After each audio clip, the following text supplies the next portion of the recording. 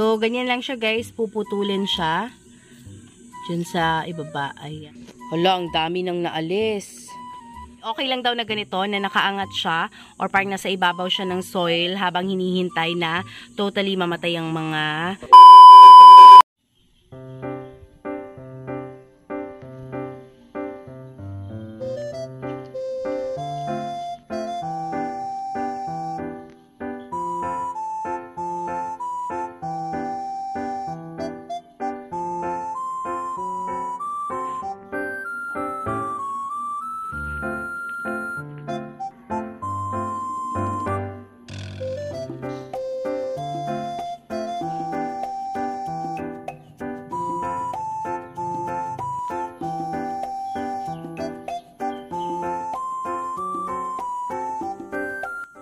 Hey guys! Welcome back to another PLANTZILLA video. For today's vlog, we have here our huge Anthurium magnificum, and today is the grooming day. So papagandahin natin siya.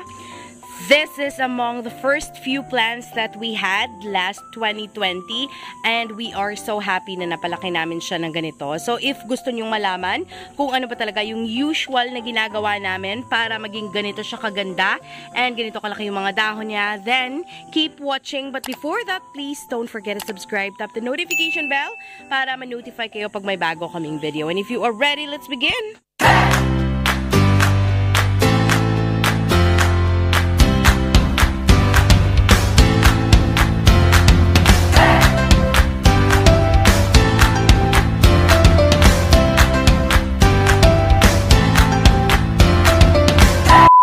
Before we totally proceed, this is how it looks like right now. Sobrang dumi ng dahon na nasa ibaba.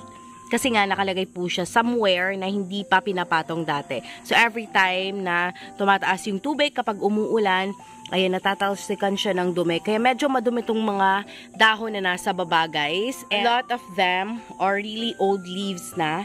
Kasi hindi po basta-basta namamatayan ng dahon ang magnificums, guys. Kaya even the old leaves are still here. That's why we will do pruning today para mag-concentrate yung nutrients dun sa mga bagong dahon, dun sa mga bagong labas. Kasi usually, sa napapansin namin, sa mga ganitong type of plants, yung pinakabago talaga yung pinakamalaki. Ito yung mga old leaves niya, na-expose kasi din siya sa sun before. Hindi siya nalalagay sa shaded area kasi nga medyo malaki talaga siya. So, mahihirapan kaming maghanap ng place na malalagay namin siya na totally shaded and hindi siya maiinitan. Hindi naman siya nasusunog, guys. Siguro medyo nasanay din. Ganun din naman yung ibang plants. Sanayan lang. Pero, nakaka-affect talaga yun sa kulay ng dahon. Kaya, as you can see, medyo lighter na tong part na to. And that's what we will be removing. Of course, we will be adding some potting media as well. Kasi sobrang bilis din umamin ang mga roots nito, guys. Ayan, tingnan nyo yung roots. Mga pinong roots, guys. So, we have to add more potting media para tabunan ng nutrients. Syempre, dapat nating tabunan lahat ng roots as much as possible para tumaba sila. Of course, kawawa to. Nabutas to, hindi namin alam bakit. Nung time na tinatry namin lagyan ng net yung garden, I do not know kung kami ba mismo yung may kasalanan yan. Pero, if ever kami nga, sorry ah. This is really a friendly type of Anthurium, guys. Kasi sobrang dali lang niyang alagaan. Hindi po siya maarte. Kaya nga meron na kaming mga babies na ganito. Meron na lang kaming isang natitira, which is for my sister. Yung dahon na to, guys, eto, natamaan na naman to ng sanga nung time na hindi pa kami nagkakaroon ng net. Okay, yung ibang dahon niya, guys, eto na lang talaga yung sira. You may start pruning na. Dito tayo magsimula sa baba. Siguro merong magsasabi sayang yung mga dahon na inalis namin. Eventually, it will grow more leaves, guys. And mga luma inaalis na natin para at least mag-concentrate na yung nutrients talaga dito sa mga bago. Lalo na at malalaki yung mga bagong labas na dahon. So, kasi madami sa kanila yung nagkabutas-butas. Kasi nga nung nilagay sila dito sa mababang part, siguro pag may dumaan na aso or manok, if ever may pumapasok dito, nadadaanan sila tapos na pupunit talaga. What I like most about the leaves, guys, parang velvety siya and klarong-klaro yung vein niya. So, ayan. We already took out 4. Kung kanina halos hindi natin makita yung pot, now the pot is visible. We're using a concrete pot for this. And malaki na nga yung pot na yan. But now, parang ma-outgrow na naman niya. We have to look for another pot na magiging suitable sa size niya. Kasi medyo mabilis talaga siyang lumaki. I do not know if ganun din ba yung magnificum sa inyo. Pero mostly, yun yung napapansin ko, guys. So, do not forget as well to prune it. Every time meron ng dahon na nasisira para mas mabilis silang lumaki. Mas mabilis kasi silang makakapagbigay ng bagong dahon na of course mas healthy. We normally prune our plants. Lalo na kapag mga ganitong plants na hindi basta-basta namamatay yung dahon, talagang hinihintay pa nila na ikaw na mismo yung kumuha ng mga sirang dahon. Meron din kasing tendencies na kapag pinapabayaan natin yung mga dahon na sira, dyan magsisimula yung mga sakit sa dahon, guys. Yung mga merong spots, merong blotches, as much as possible, inaalis talaga to avoid situations like that. So, syempre, pareho tayo. Ayaw natin na magkasakit yung mga dahon, guys. Kasi, just like some of the other plants that we had here, sa dahon talaga makikita yung sakit ng plant. So, nagre-reflect siya dun sa itsura ng dahon. And kapag hindi mo naagapan, dun na masisira na talaga yung buong plant. And worse, baka mamatay pa. Hala, ang dami nang naalis. Konti na lang yung mga dahon na meron siya. Ayan, parang meron na lang siyang 6. 7 pala. So, nothing much to worry. Huwag kayong matakot na mag-alis ng mga ganyan. Eto, kahit meron siyang butas, we are not gonna remove this, guys, kasi medyo bago pa tong dahon na to. And as you can see, malaking malaki siya. So, sobrang kawawa naman. Hindi naman siya katulad nung iba na sobrang tagal na nandito sa plant. Yung mga nasa taas na, guys, na mga dahon, malilinis talaga sila.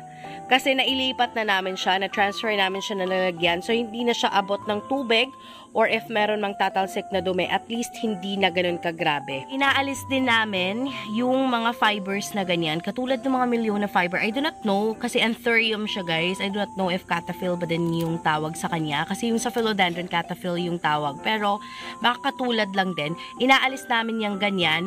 Kasi there are times na yung mga iputi, guys, na maliliit na insects. Anong tawag doon? I don't like to call it mealybugs, pero baka ganun nga yun, yung titira dyan. So, inaalis namin, nililinis talaga yan. Ito yung mga parang remaining parts ng mga dahon na inalis. Hindi na lang daw niya sinagad yung pagka-putol sa kanila, guys. Kasi kapag medyo nasa ilalim yung sugat, merong chance na papasukan siya ng bacteria. So, okay na lang na ganito, na nakaibabaw pa rin siya, nakaangat sa soil, habang hinihintay na totally mamatay ang mga petioles na yan. And of course, guys, there is also one thing that we do here.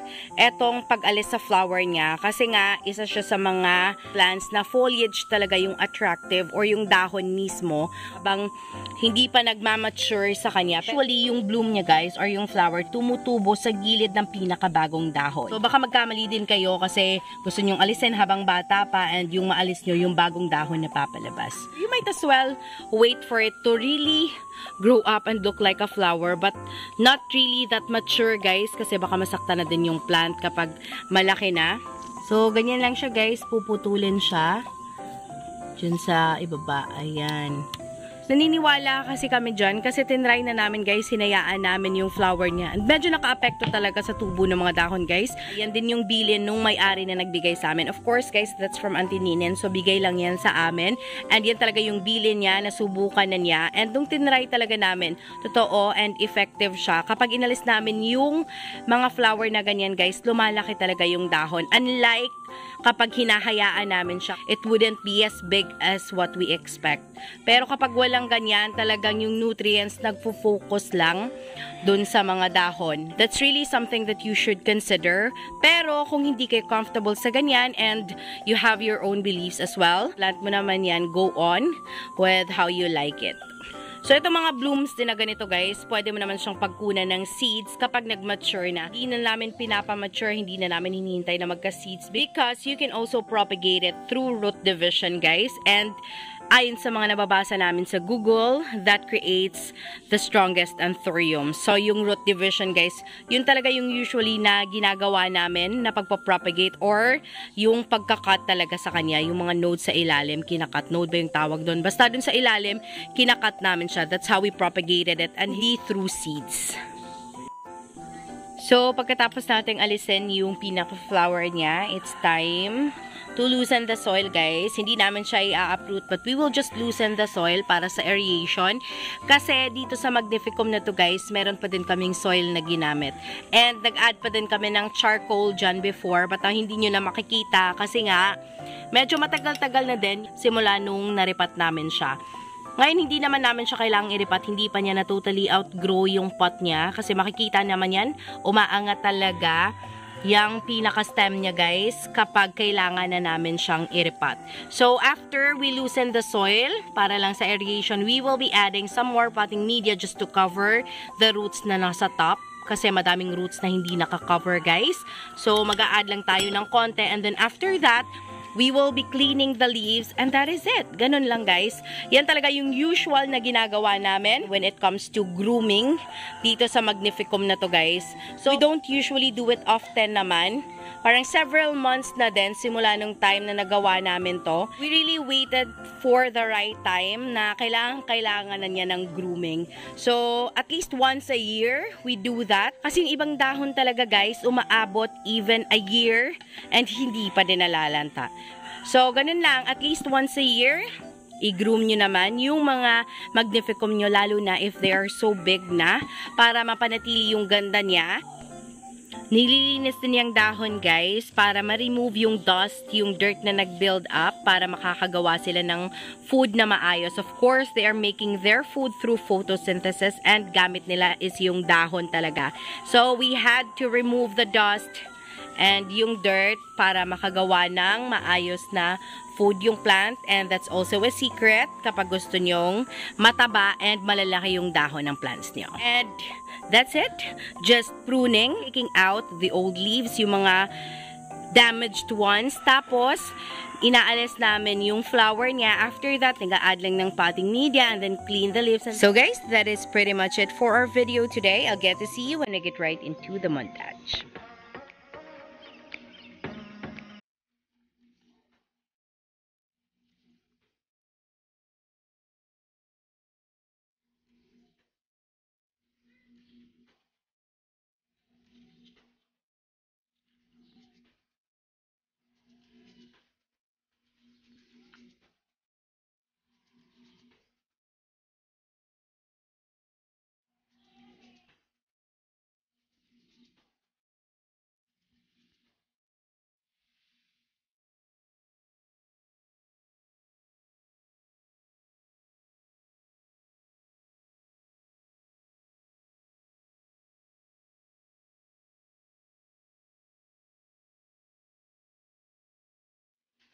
So guys, that is it for today. Thank you so much for making it till the end of this video. It has been Maria, the voice of PLANTZILLA BHL.